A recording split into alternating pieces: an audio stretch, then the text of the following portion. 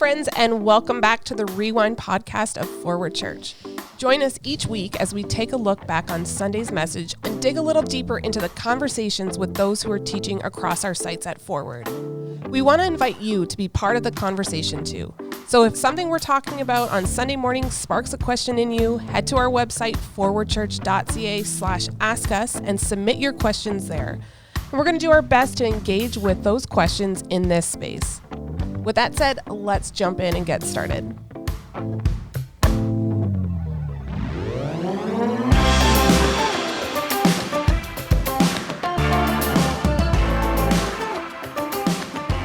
Hey, Rewind friends, welcome back. This is Andrew Nunn, your podcast host for the day, and joining me, we've got the whole band back together, guys.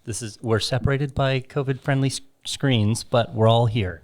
So to my right is Derek Fuller, one of our co-leads, who is with us in Cambridge, and then Steve, you are with our Kitchener crew, Steve Adams, our global outreach and teaching pastor extraordinaire. Thank you. Good to be here. So we've got all three of us here. This is the first time in a while I've had to listen to two sermons and sort of put together a conversation for us, and I'm excited about that. You guys both preaching out of the same passage. We're wrapping up our emotion series talking about anguish. Just as we begin here, you guys worked out of slightly different definitions of the word anguish. If you, without your preaching notes in front of you, can you remember the definition that you used and sort of how you landed on that definition? I'll throw it to you first, Derek. Yeah, I think I talked about anguish being kind of extreme emotional, physical distress, pain. Actually, I thought when I watched Steve's message. We watched Kitchener on Sunday morning as well. I thought Steve and I landed in pretty similar spots on what anguish was and is. Mm-hmm. Steve, would you repeat for us the definition you used? Can't remember. You guys are young. I'm old, man. Distress that leads to suffering. Yeah, that's what I said. Yeah, it was good. It was good stuff. Yeah. So where did you guys build those definitions out of? Because I think anguish is one of those words that I think we sort of like, it's a very visceral word. We sort of like know what it means, but it's hard to define. It's honestly, Andrew, it's not going to be all that exciting. I went to the dictionary. There you go. Thank you, Merriam-Webster. And then to process this conversation on anguish, we walked through the Jesus Garden of Gethsemane experience. And one of the parts of the story that always, like, this is a story of deep suffering, right? Like, Jesus is in such anguish, he's sweating blood. But I always chuckle a little bit at the disciples who just like, I've been in that spot where you're like, you can't keep your eyes open. You're like, I know I shouldn't be falling asleep right now. And you're doing everything and you're mad at yourself. It's the whole like driving home with the car window down, music loud. So, gentlemen, Steve, you're going to go first here. The most inconvenient or funny spot you've ever fallen asleep? You know, that's a good question. I don't know. I used to be able to fall asleep almost anywhere. You know, when you're younger, you can do that. And so, you know, I could fall asleep on broken glass. But, you know, it's harder now than it used to be. My son Spencer, he's got that gene. That guy, he can fall asleep anywhere with, you know, like in an awkward position or whatever. But, yeah, I don't know. I think I kind of dozed off one time in the dentist almost, or, you know, something like that. So, yeah, Yep.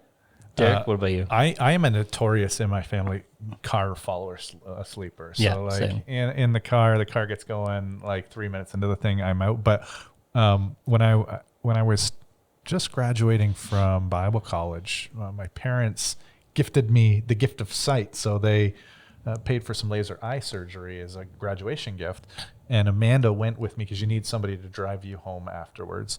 So Amanda went up with me, and they give you a sedative. And I took the sedative, and I said to Amanda, like, I don't feel anything. Like I must be a tank. Like you can't even knock me out. And I think we were 2 minutes into the car, and I fell asleep. And when we got back to my house, she couldn't move me, couldn't shake me. Like, they left me sleeping in there, I think, for a couple hours. And then they managed to like somehow get me inside the house. And I was passed out for like the next 15 hours. That's amazing. Yeah. You know, speaking of car falling asleep, my favorite car falling asleep was probably, 6 or 8 years ago. We took a staff road trip. And we rented a minivan, and we jammed like 7 or 8 people, staff members, in this minivan. And we were driving down through Michigan, and everybody fell asleep. I was driving. Everybody fell asleep except for me and Eric Silvera. And So I said, "You want to have some fun?" And everybody's, in a car, you're sort of asleep, but you're just sort of. You don't get to that like REM but sleep. you're. So what we did was we looked. There was nobody behind us on the interstate. We're sailing along, and we turned the radio up full, but we turned it off. You know what I mean? And so then at the appropriate time, I mashed on the brakes, like really mashed on the brakes, nailed the horn, and Eric turned the radio on, like to full blast. And we both yelled like we were going to crash.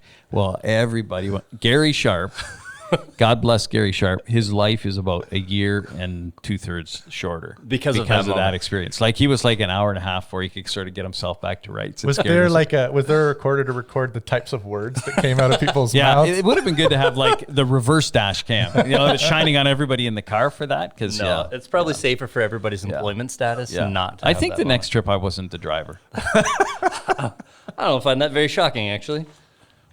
I can imagine Gary being keeping that one close to the vest. You'd keep that one in. So as we sort of settle into our actual conversation today, Steve, would you start by just giving us a 2-sentence summary, sort of where you wanted to take us on Sunday, and if somebody was not there listening to you, what would you want them to know?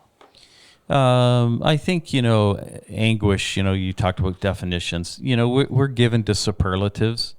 And a lot of what we talk about in our world that is pain-filled is not anguish. It's painful. It's disconcerting. But not rising to the level of Garden of Gethsemane, the courtyard of Caiaphas level of anguish. So when we get to that place, I think a lot of what I was talking about and coming at is the reality is it's a solitary place. It's a lonely place. That's part of the anguish. And the anguish for Christ is, what he feels in Gethsemane is prefixed by the reality of the cross and the forsakenness that he'll experience. And so that's why I talked a bit about the disciples. They don't really get it, right? Others don't really get it. And when you're, part of what makes anguish is the reality that it is a lonely place, a very solitary place. And so that was sort of weaved through what I shared on Sunday. And hence the need to invite in the Lord's presence to that place. Yeah, I thought that was great. And then, so Derek, if you guys aligned a lot, but hit different notes. So how would you summarize your I looked at 4 things that I think you need when you're in that space and place of extreme distress and suffering. So I talked about the fact that you need others. And I agree with Steve. We were in alignment, and I kind of dived down, and we'll talk a little bit more about that later, that there's a reality in which you are in that alone, but you do need others around you supporting you. But that's not enough, right? You need prayer. And you need prayer that ultimately leads you to surrender. You need to surrender. And in order to surrender, you need to know where God is. And so we just kind of ended in that spot of, when you're in that spot, what a great thing to know where God is in the midst of our pain. Yeah, and I think that last question, I was like, man, that's a question when people are in pain that they ask most readily, right? Where's God in this? Where have I seen God? Now, I know that you guys both pastorally have walked a lot of roads that have been filled with anguish. And I've heard both of you say at different times, as much as that's some of the most difficult work, it's often some of the most beautiful. So how did that experience of walking difficult roads with people, or maybe even walking through your own anguish, shape your teaching on Sunday? Derek will start. Yeah, I would say, by God's grace, I have not experienced it. I don't know that I'd put anything in the category of real anguish that I've experienced in my life. But I have walked with many people who have been in those places. So that deeply informed, what I've both witnessed in them, in their response, negative and positive. Yeah. People who have made it through and people who have really kind of buckled under the pain. Steve, what about you? Is there anything in your experience, walking through those roads with people that shaped what you brought on Sunday? Well, I've experienced anguish. Yeah. I buried both my parents, my mom when I was just a teenager, and the year that my mom died. My very best friend's mom died, and his mom and my mom were best friends. They, and then a good friend of mine, that same summer was killed in a car accident. We were 17. He was a year older than me, 18. I was 17. So, and then I've buried kids, and not my children, but I've buried, I've done friends. Journey with people who've lost children, and, terrible, way too soon illness. And I think that's what drove me some degree to the fact that it is a solitary place, that people, and I made a point on Sunday that others who are with you don't necessarily understand you at that point. They just, until you're in that place, you can't fully walk in another person's shoes. So I think that was part of it. And I think, I'll tell you a Anguish story. My best friend, whose mom died, he was at my house when he found out that his mother had died. Yeah. So his father came to my house to tell my friend Brian that his mother had died. And he was out at our backyard pool, and I came in, and my mom was crying, and his dad was there, and I knew what had happened. His mother was quite ill. So the father went out to tell him, and he told him, and then the father had to go to make funeral arrangements. And so I went out to my friend Brian. And, you're 17, you're dumb, you don't know what to say, right? So I say, I know how you feel. And he said, no, you don't. And at the time, I thought, well, that sounds a bit chippy or whatever. Yeah. Okay. So that was August. My mom died in November. I remember saying to Brian, remember back in August, you were right. I didn't know how you felt. So that just reminded me. And I think that we have to remember when people are in true anguish, we should walk with them, but we're not going to fully understand it. Yeah. To say things more like, I'm with you, not I understand. Yeah. Actually to say very little. Just the ministry of presence, that you're there, you're kind, you're willing, but the platitudes just don't work. Yeah. Job's friends were in good stead until they opened their mouths. Yeah, probably. That's absolutely true. Now, Steve, you've talked about how anguish is this lonely place, and that we call out to God was a lot of your message, entering into God's presence. And we see in Jesus' prayers this balance of like asking for a way out, like, God, if it's possible, would this cup pass from me? But then the balance of not necessarily a way out of it, but a way through it. And I thought that was brilliant. And again, I'd just love for you to speak to that and maybe build that out a little bit more. How do we balance that when nobody chooses anguish? It's not a path anybody would want to walk. So I think it's fair for us to ask God, like, God, if this is possible, remove this. But when it's not, how do you balance that? Like the desire to leave it, but the desire to honor God if you need to stay in it. Yeah, often we'll hear people say, boy, I wonder why God allows this. And yet some of the very difficult things, I don't think God simply allows, I think he ordains. And all of that is redemptive. It all can be redeemed, and it all will be redeemed. And that's at the end of my message, I talked about that this, temporary anguish prepares us for the eternal exaltation, right? Which is what happens to Christ. He's exalted, seated next to the Father, right? And so I think we always have to remember that God can deliver us, but we always want to walk within his will. And that's what Christ prays in perfect balance. He said, if it would be your will that this cup should be taken away from me, he can face death. It's the physicality of the type of death. But your will be done, right? He wants to walk within the will, understanding that there's something, you see, as a Christian, we don't have to waste the wilderness. As a Christian, there's something purposeful in anguish and in pain and whatever, and so you have to find the purpose in that, Now, there's nothing unspiritual to say, God, if you can take me out of this, I just, we're not inviting pain for the sake of pain. So, there's no problem to pay, but we're always praying that within the context of the will of God. And what is this doing, teaching? I've went through some very, very difficult things in my life. And that's good because I'm generally not a very empathetic person. And I think, man, I'd be even worse than I am now. And I'm not, typically, that real empathetic person. So God is using that And that's why we, as difficult as it is, these temporary trials are not worth comparing to what's in store for us. That God does hold our a fantastic future, but we hold those things in tension, right? Mm-hmm. Yeah, and Derek, you sort of headed in that direction towards the end of your message as well. So is there anything you'd add to that? How do you balance those two things, the desire to leave, but the desire to honor God in the midst of anguish?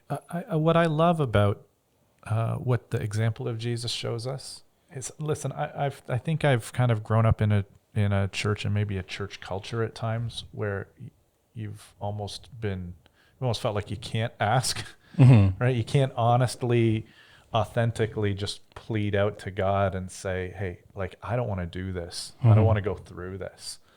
I probably myself have far too many times kind of prayed on someone's behalf, but haven't really pleaded on their behalf, if you know what I mean. Yeah. And then said, but Lord, whatever your will is. And to see Jesus plea and to cry out to the Father, there's a permission in that. And I think it's also like, that's how I want people to pray for me. Yeah. When I'm going through something. I want them to cry out on my behalf. I want them to trust God, but I want them to actually like call out and say, deliver him from this.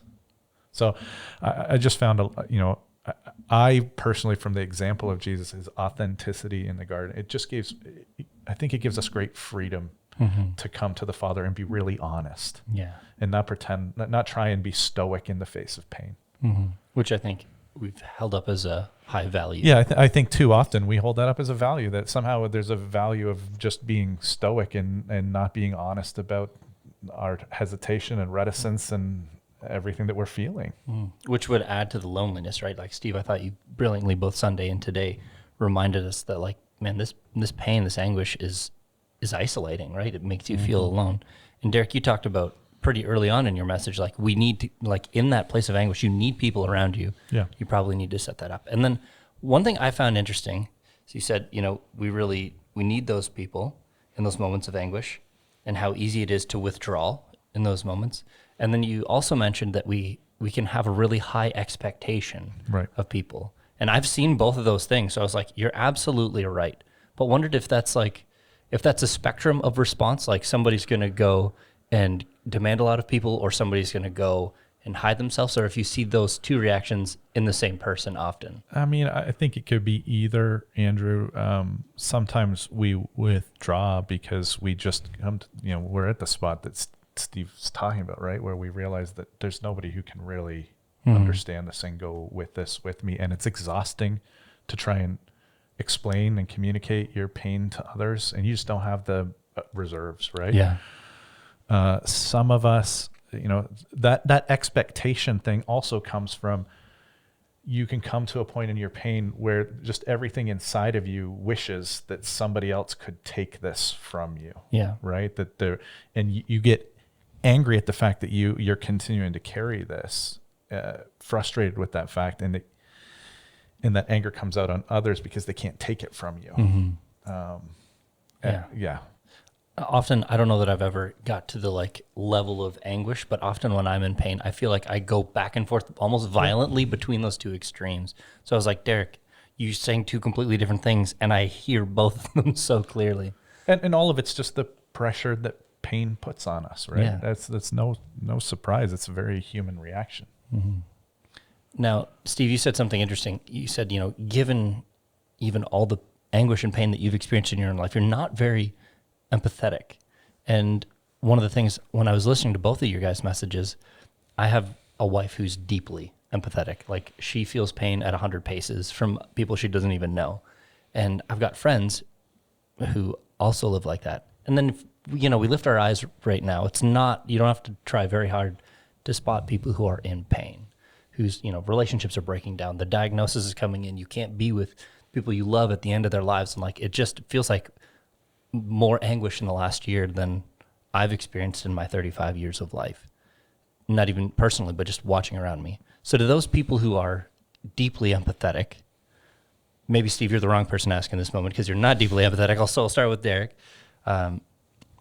What would you say to those people who, they're not necessarily personally experiencing the anguish, but they see the anguish around them and don't know what to do with themselves in that moment?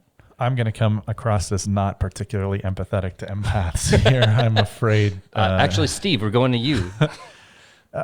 I think we have to ask some serious questions of ourselves sometimes in how we and why we're engaging with people, and to remind ourselves that we're not Jesus. And I said on Sunday, you can serve somebody, you can make yourself available to somebody in their pain, but you can't save somebody. And I think Steve this is why you can't stop at people. You have to move to prayer, right? Because we can't enter into the spaces and meet people in the pain in the way that the Lord Jesus is able to do.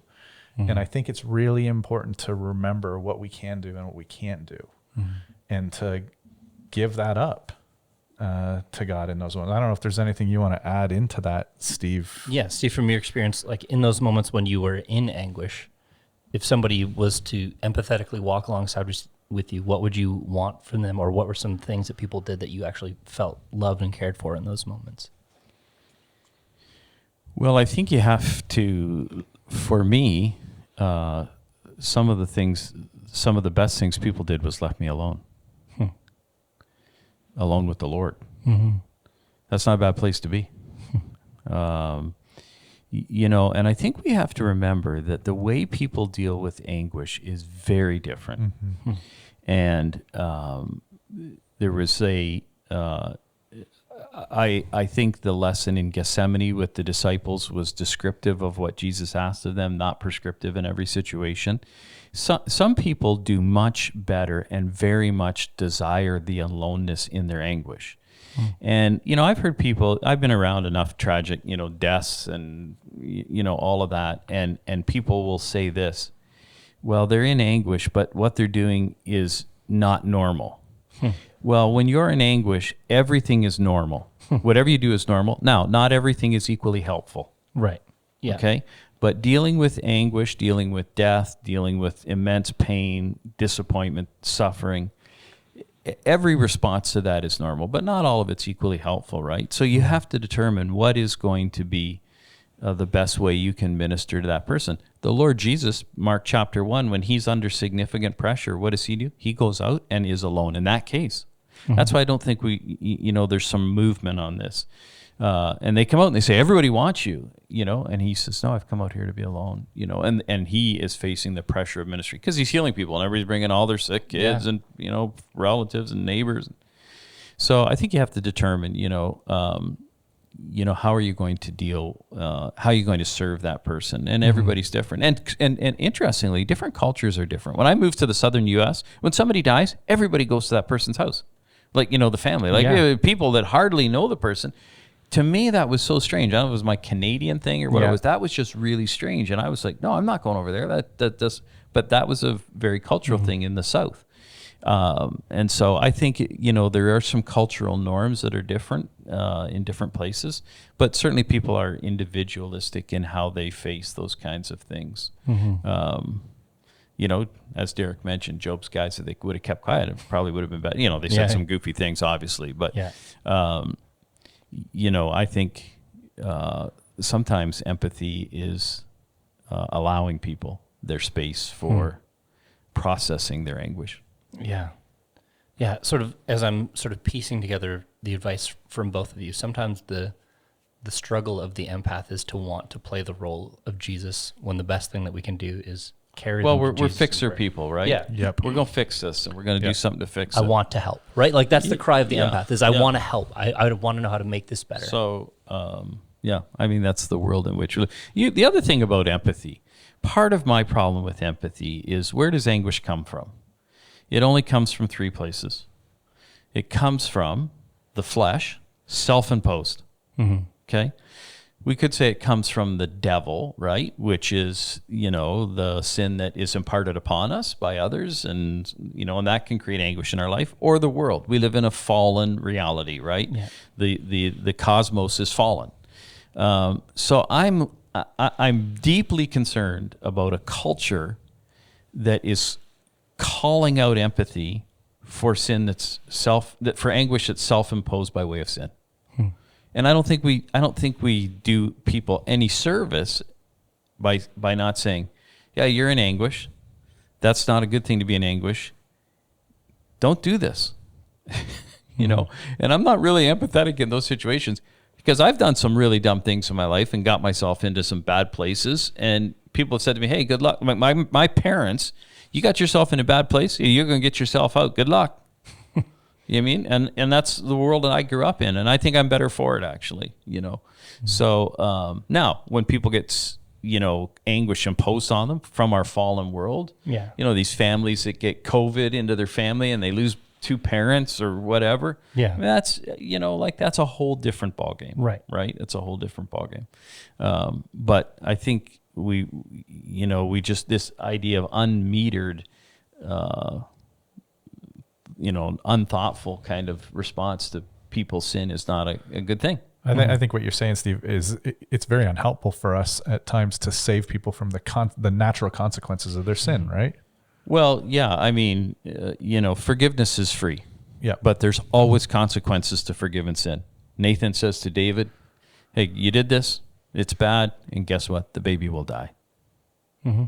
Even though David is forgiven, he's a man that wants to be tuned into the will of God, but he loses a baby from his own sin, his self-imposed sin. And he weeps over that, right? And that should be the normal response to that. That's what, it's part of the repentance process. Absolutely. It's feeling the weight of our own sin. Mm-hmm. Yeah. And that's what we don't want to remove from people. But I think in that we can walk with people and let them know, hey, we're going to be here. We're not going to desert you. We're here on the other side of this, but we're not going to fix this. Yeah. Yeah, and that's a real balance. And again, I think one of the reasons people who are so deeply empathetic struggle is to know when, right? Because you don't always get to see the inner workings of why that anguish is there. You don't necessarily know that was self-imposed sin or sin imposed from the outside. When it's obvious, then... I think a lot of parents, I think that's a big problem in our parenting is we struggle. I always think, man, like it's much better for my kids when they're young to feel some of the weight and consequences of sin and bad decisions, because the consequences get greater the farther in they go, right? And you won't be able to rescue them forever, right? No. Yeah. Now, Steve, this prayer rhythm that Jesus walks through and he goes back to the sleeping disciples and comes back, you outlined that there's sort of like 3 distinct purposes in each prayer. The prayer of petition, Father, if it's possible. Prayer of resignation, where it's just sort of like a surrender to the will of God in that. And then the affirmation. And, in the chapter in Mark we were working through is sort of like, and he repeated basically the same things over again. And I was just sort of struck by that affirmation. Like, why is that a helpful part of the process? The petition I get, and the resignation, I feel like that's a really natural movement. We've been talking about that way out, way through. But, chapter 3 of the prayer, I was sort of like, why is that important? I just had that question. Wondered if you'd build that out for me. Why is that third process of affirmation helpful? Sure. So here's how I would look at it. If I was to tell you that, I was told by a police officer, surrender, there's 2 different, surrender could mean I stuck my hands in the air. Mm-hmm. Surrender could mean I lied face down on the ground. Mm-hmm. Those are both surrender, but they're 2 very different surrenders. When Jesus prays the second time, he says, he doesn't ask for the cup. He said, therefore, if this cup will not pass from me, it changes. There's a nuance there. There's change. There's a different word. So the second time he prays. And then the third one says, repeats the second one. Mm-hmm. Why does he repeat it? Because I think that first prayer is this petition, a way through or a way out. The second one is this resignation. No, if it can't be, that's okay, and then the third one, he repeats the second one. And I think the third one is, that full affirmation that I am. There's surrendered and there's fully surrendered. Yeah. He's fully surrendered to the will of God. And it's like, often we, in our vernacular, we say, well, I'm all in. Are you in or are you all in? Well, that's all in, right? That's all in. And as followers of Christ, we're to be all in. And that's the problem, is sometimes we're not all in. We're sort of in, we're kind of in, and we're halfway in. We got 1 foot in, So that's that affirmation that I am fully in, fully surrendered to your will. And it's just a beautiful picture, right? And it's amazing that we can go to the Father and begin with a place of such anguish and come to a place of some degree of, I don't want to say contentment is not the word, but a degree where we can acquiesce and walk in the will of God with a sense of affirmation, because he says, gentlemen, rise. Yeah, my betrayer's at hand. Yeah. My betrayer's at hand.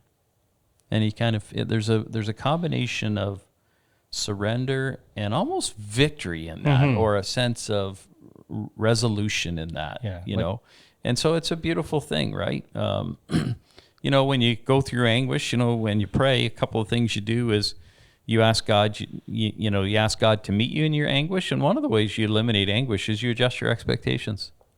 Anguish often comes because of expectations change in our life. So you adjust your expectations and you ask God for his help in doing that, for that sense of anguish, disappointment, sadness, loneliness, or whatever.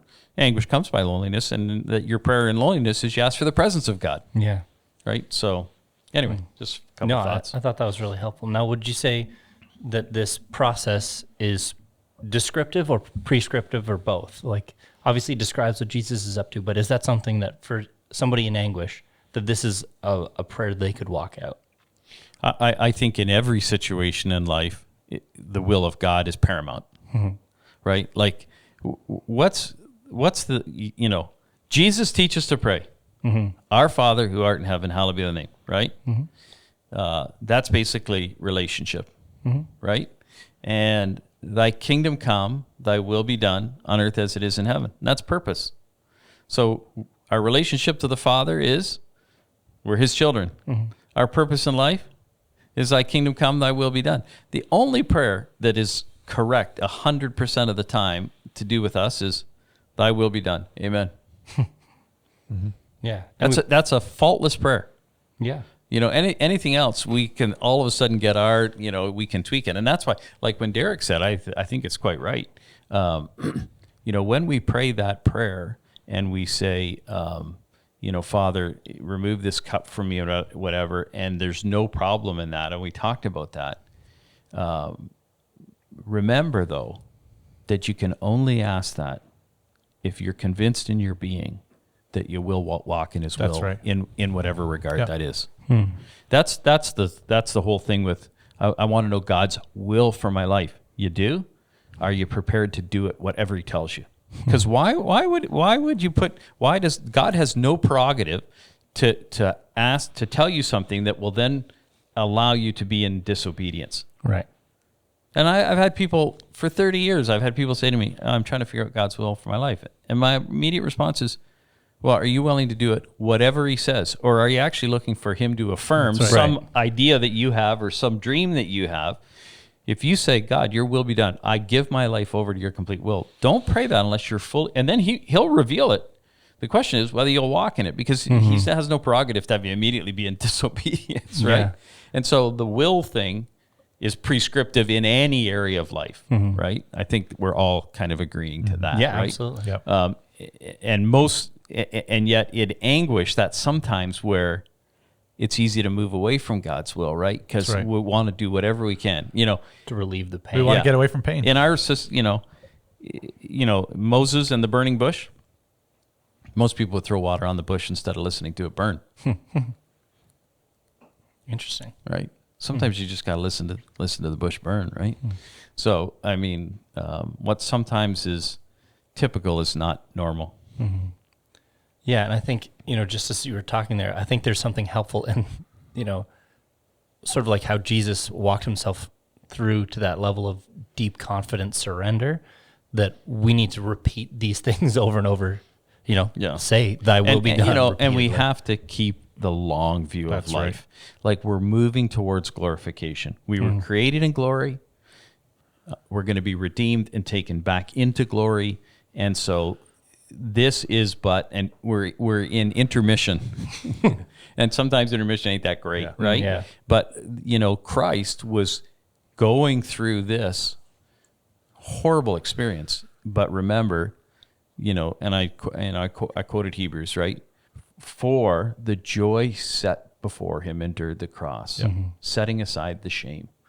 And we have to remember that we are headed there, and we have to have that long view, right? We have to have that we ultimately, words cannot describe the future that God has for us, even though it's sometimes incredibly difficult in this world. And some people are experiencing that right now. Yeah, absolutely. I think that long view is incredibly important. Somebody asked me, and I don't know if you got this question asked to you, Andrew, but it's not really fair to compare Jesus' anguish to our anguish. Is it because he knew how things were going to end?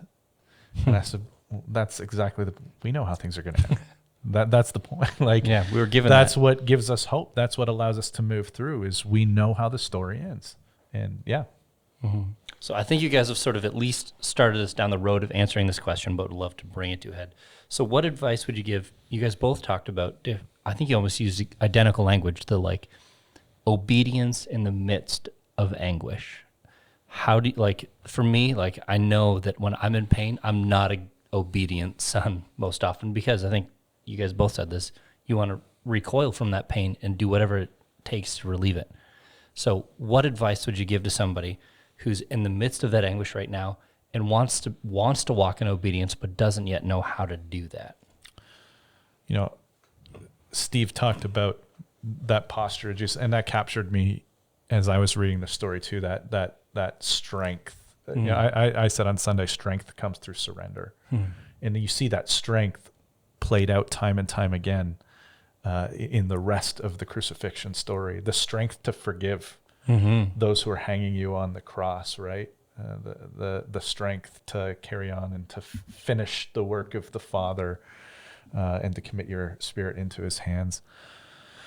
I think the strength comes through deeply knowing who the Father is and his character. To me, it's the only. This is why our theology is so unbelievably important. We have to know who God is. We have to know it not just here, but we have to let that penetrate our hearts, and we have to preach our theology to ourselves in those moments when the circumstances, and the voice of one who wants us to turn away from him are in there saying, well, if God is allowing you to suffer through this, how could he be good?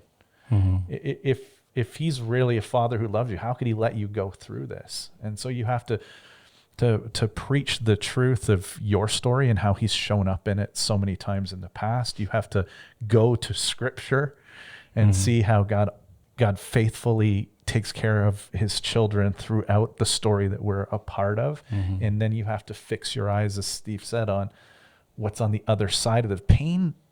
Pain lessens our view. Yeah, right. Makes us myopic. It makes us myopic. It lowers our heads, and this is where I think others can be incredibly important, because we can get laser focused on our pain, which is normal, and so our vision can get really clouded. It can go really, we can just not even look to the next step in front of us, and we need people who will come alongside us and lift our heads. And sometimes help us remember of the promises and the hope that await us. Steve, is there anything you'd add to that, helping people walk in obedience in the midst of that anguish? I think you've already, the long view is a huge key, putting together the long view and the character of God. Yeah, I think one of the things that we are experiencing in an ever-increasing way in the world in which we live is that, and we're experiencing this in the midst of COVID, and it's disorienting to people, it's that nothing's settled. Nothing's settled, right? When are we going back to school? When are we going back to work? When does life get back? And nothing is settled. You know, I got married. It's going to be for life. Man, that wasn't settled. You know, we had a contract to do something and the person didn't do it. And so, you know, nothing is settled. And I heard on CTV this morning, a lady who runs the children's helpline for, I think it's Canada. They had 1.5 million kids call or text the kids helpline in the year before COVID. Last year, 4.5 million calls. Oh my gosh. And it's all around nothing settled. I said, Cheryl and I were watching it early this morning, and I said to myself, nothing is settled. That's the problem, right? Like there's nothing you can drive a wedge in and it's going to hold, right? You know, and it's when am I going to see my friends? When, you know, at home, it's, you know.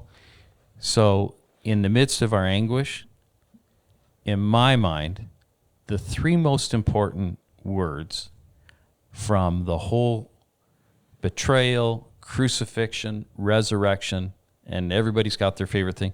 Here's the three most important words. It is finished. Yep. This is settled. And our long view, our future is sealed by the blood of Christ.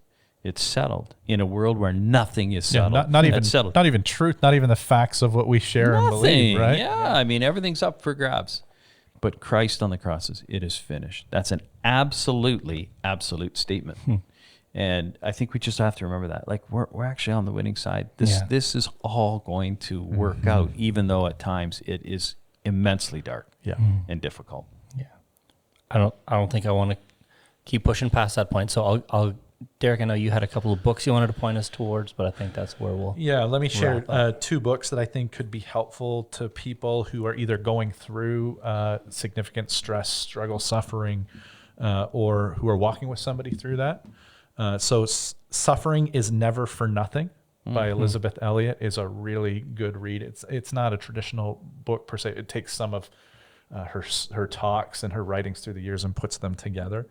And then Tim Keller put out a book a while back called Walking with God Through Pain and Suffering. Both of those are just really, I think, Tim does such a good job of blending the theological, the pastoral, and the philosophical all together.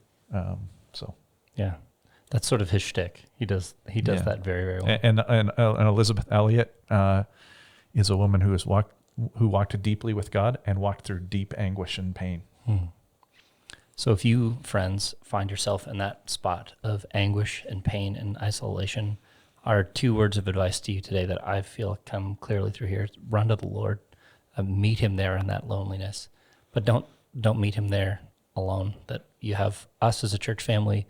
We'd love to pray for you and with you and carry you through this moment. But until we meet again, we love you, friends. We'll see you next week.